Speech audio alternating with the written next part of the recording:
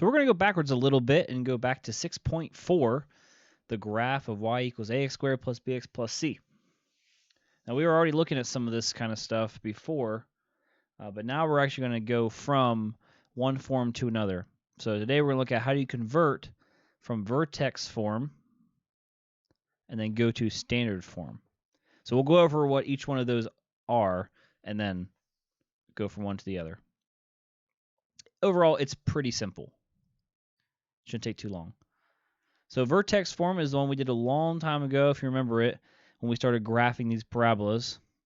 We have y equals a times x minus h squared, remember this, plus k. So some things I want to highlight. The a, remember, that told you whether it was a happy or a sad face.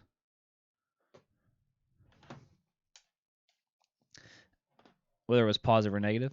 And then the h here, remember you had to think about that being backwards. This was like your left or right direction of moving the parabola. And your k was your up and down one. So it was like the very first section that we did, I think. No, it was like the third section we did. So it was pretty recent as far as what's in the chapter here. It's about 6.3, I think. So today we're going to go from vertex form, down to standard form. And standard form is basically what's the title of this lesson here, which is y equals ax squared plus bx plus c. So we're going to go from vertex to standard form. They'll both be equivalent things, but we're just going to go from one to the other. Example 1. Show that the equation y equals x minus 2 squared plus 5 can be written in the form of y equals x squared plus bx plus c, and give the values of a, b, and c. Afterwards, we will also state the vertex. But realistically, the only way we can get our vertex is by looking at this original one here. So I guess we should do the vertex now. It doesn't matter when you do it. So if you remember, the vertex is you have to change the h value. The vertex is hk, by the way. It's h comma k. So we change that sign to positive 2, which means this goes to the right 2 units, and then the k value is 5. So there's your vertex, 2, 5. All right, and then we're going to go ahead and copy this one down. X minus 2 squared plus 5. So how would we simplify this and get it down to this form here? Well, first, we're basically just going to expand the x minus 2 squared. So if you remember, when you see x minus 2 and it's being squared, you can rewrite that as 2 sets of parentheses of x minus 2's. And we'll leave this plus 5 out there. And then we can double distribute. Remember doing this thing here, the arches here. We'll multiply this stuff together. This plus 5 is just going to hang out there for right now. So we've done this many, many times. So we do x times x, which is x squared, x times negative 2, minus 2x. Then the bottom is negative 2 times x, or minus another 2x. And then negative 2 times negative 2. That's a positive 4. Again, bring down the plus 5. Now all we need to do is just combine like terms, and we'll be able to identify a, b, and c. So y equals x squared is going to stay there. Then we have negative 2, negative 2x. Those can go together, minus 4x. And then 4 plus 5 is 9. And then if you remember, a, b, and c go right in the same order. A is in front of x squared, b is in front of x, and c is by itself. So if I were to label these as a, b, c, a would be the number in front of x squared, which is 1. B is negative 4. And c is 9. So that would be our answer. It's pretty straightforward. You're just writing this out 2 times, just distributing the 2 values here, and then combining like terms. So let's try another one. This one looks a little bit different. If you notice, now we have a number out front.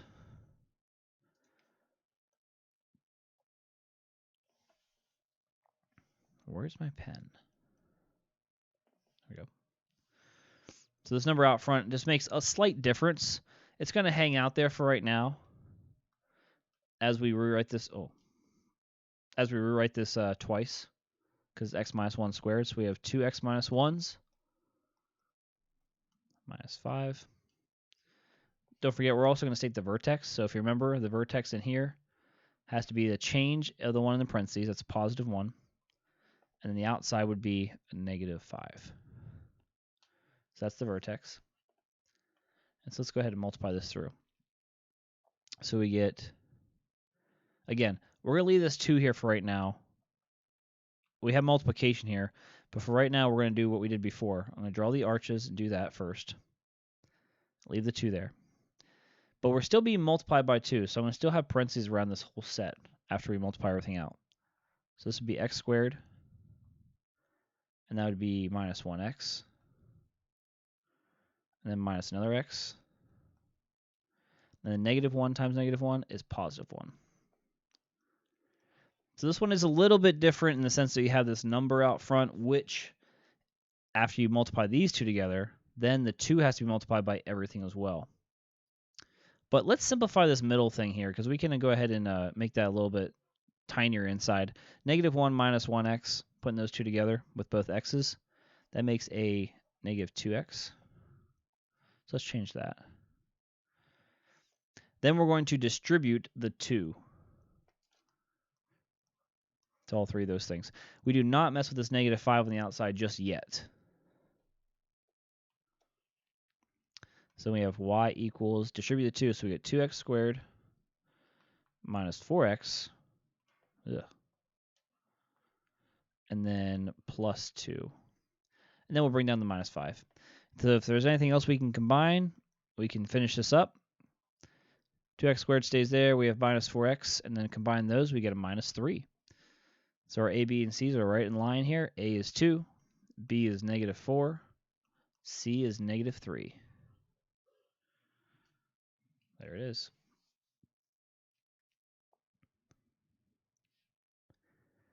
All right, we have one more to do, and then we can go ahead and get to the word problems, because there's going to be a few after the huddle.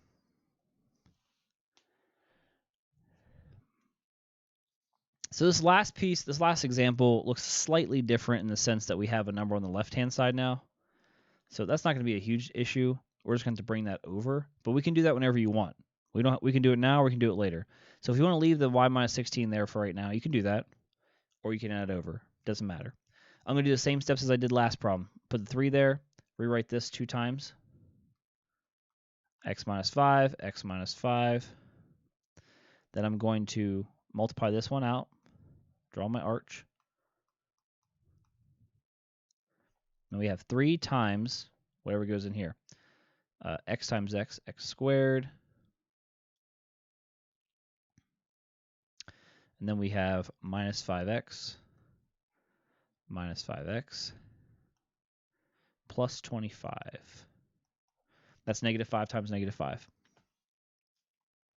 Again, I'm going to simplify the middle so I don't have so many terms in there. Putting those together, you get negative 10x. So let's change that. Negative 10x. We'll distribute the 3 to everything. Keep that y minus 16. So we get 3x squared minus 30x. 3 times 25 is 75. And then lastly, we're going to add the 16. So that goes away. We get y equals 3x squared minus 30x plus 91. Sounds right, about right? All right, what is a, b, and c? We have a is 3, b is negative 30, c is 91. There it is. Oh, the vertex. We didn't answer that part. The vertex up here, well, we don't have the number on the outside here, so you'd have to actually add the 16 over first in this case. So if this had 16 on it from the beginning and we got rid of it, we would say that the vertex would be the opposite sign of negative 5. So this would be negative 5 would be positive 5, and then it would be going up 16. So that's the vertex. All right, there are 3 huddle problems for you to do. Very similar fashion to the ones we just did. Then we're going to do 2 word problems and wrap this up. So it should be pretty short. All right, a thrown ball has a height of h of t equals negative 16 t squared plus 59t plus 4 after t seconds. Find the height when t is at various times. Okay, so again, we're going to be like using like a stopwatch, and like we're throwing a ball into the air, and over time we'll watch it go up into the air, it'll reach a peak, and it'll come back down. So we're trying to find the height at various times. So when t equals 0, we're going to plug in 0. So you do h of 0 equals negative 16 times 0 squared plus 59 times 0 plus 4. And if you have a calculator or like your phone, whatever, you can use that to calculate this. So at time of 0, all this stuff becomes 0 except for this plus 4. All right, these two things will be 0, plus 4 is 4. So that means at time of 0, it's actually 4 feet off the ground. I think it's in feet. Doesn't say. We'll assume it's feet. All right, and then we're going to do the same thing again with 1, 2, 3, and 4. I'm going to write it out maybe one more time, and otherwise, after that, you could just plug it into a cell phone or whatever. 59 times 1 plus 4. So we should hopefully see after 1 second, it should be going up.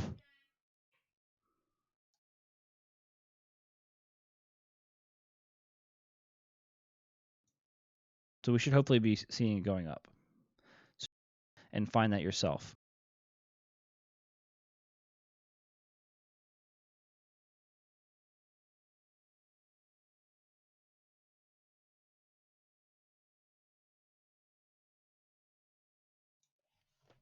So what would that be? This would be 59 plus 4, which is 63. And this would make it negative 16. So 5347. If I did that right. And you're going to continue doing that for 2, 3, and 4.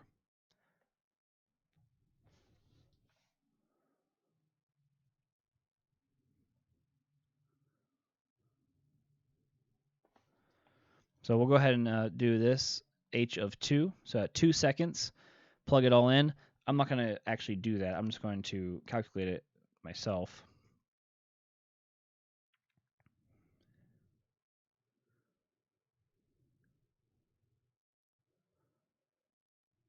I got 58 for my next one.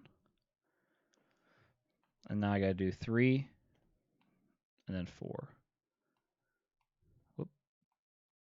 So plugging in 3.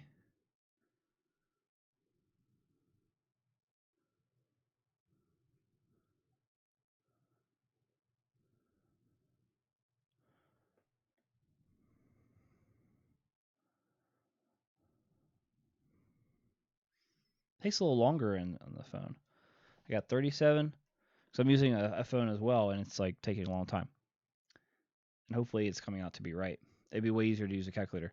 Probably the easiest way is to just put this into the y equals and then bring up a table. But if you're stuck doing this at home, you don't have a calculator like that, then you have to do it this way.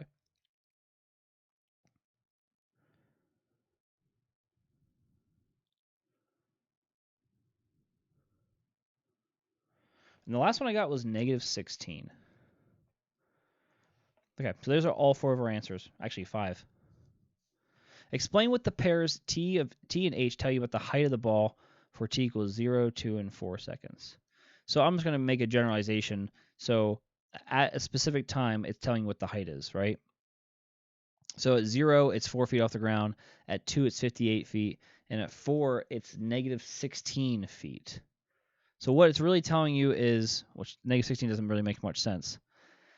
That would probably mean it's below the ground. So what do the pairs tell you? It tells you, let's write this out.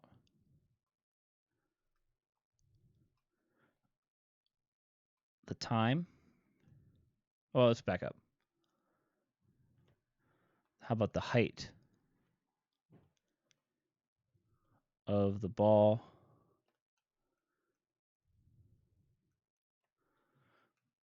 at certain times? Or maybe, how about after so many seconds? I'll say 0, 2, and 4 seconds of being thrown. That one was kind of long. All right, we're going to graph these pairs, th, over the domain of the function. So that's what this thing's over here for. We're going to graph 0 and the height of 4. We're going to graph 1 second with the height of 47, and so on. 2 and 58, right? 3 and 37, and 4 and negative 16. So 0, 4 would be something like this. It's not going to be perfect because this goes by 20s. 1 would be 47, so somewhere around here. 2 would be 58. It's right below the 60 there.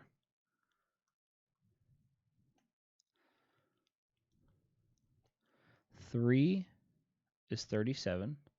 So you can kind of see this projectile. It's going up, it's reaching a peak, and it's coming back down. So 3 is 37, would be right underneath there. And then 4, we're at negative 16. So we're like maybe here-ish. So I'm going to draw the path as best as I can. It's not going to look very nice, but I'll try my best here. So the path kind of goes up. Oh, boy. And comes down through here. Draw a little bit better than that and try to hit those dots. So you can see this is actually a sad face parabola, right? That's what's going to happen every single time. You get that sad face parabola. The number out front is negative 16, so you're going to get a sad face parabola, not a happy face. And realistically, like, the graph goes on forever, right, in both directions. So that's why it's showing a negative number down here. The graph itself keeps going. Even though in real life, if you were to throw it at 4 feet, like say you're standing and you're like 5 or 6 feet tall and you throw it at 4 feet, it would come down and hit the ground at some point. So let's go ahead and answer part D. Based on the graph, estimate how many seconds it took for the ball to hit the ground. So if you look at that right here, it's got to be a little underneath the 4 seconds, right? We know at 4 it's negative 16, so it's somewhere between 3 and 4. If I had to guess, I would say T is about, so I use the about symbol, maybe 3.8 seconds.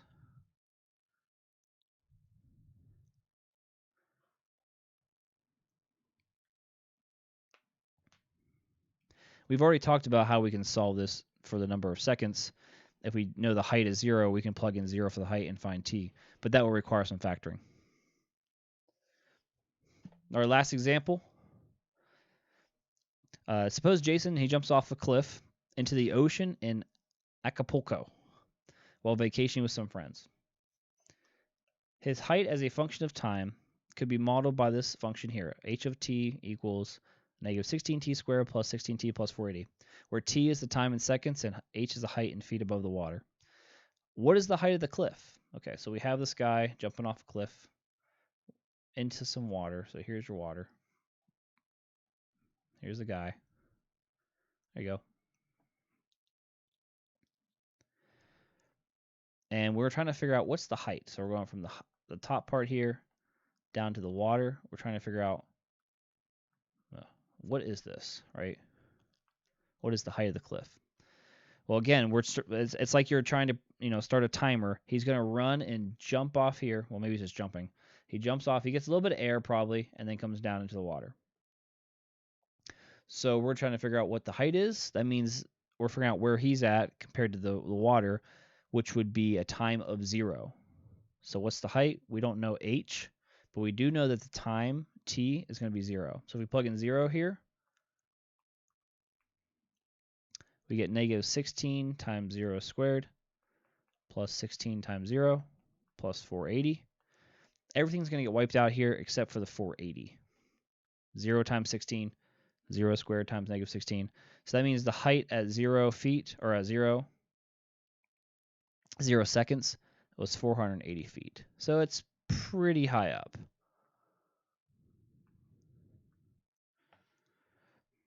All right, part B, and then we're done. Find his distance from the top of the water at 2 seconds and 4 seconds. So he jumps up, and then we're going to find at some point what the distance is here. He might go up a little bit, and then he comes down. So we're just going to plug in t for 2, t for 4, and that'll be it. So let's do h of 2 Again, I'll have to throw it into the calculator. And then we're going to do h of 4. So to fill this out, I would do negative 16 times 2 squared plus 16 times 2 plus 480. So I'll go ahead and figure that out. So I'll do 2 times 2, which is 4, times negative 16, negative 64, plus 16 times 2, plus 480. Looks like it's 448 feet. So now he's a little lower. He probably jumped up like 1, 2. 1, 2. He's probably down here a little bit somewhere. He's probably at this point at 2 seconds, is my guess. And then at 4 seconds, plug that in.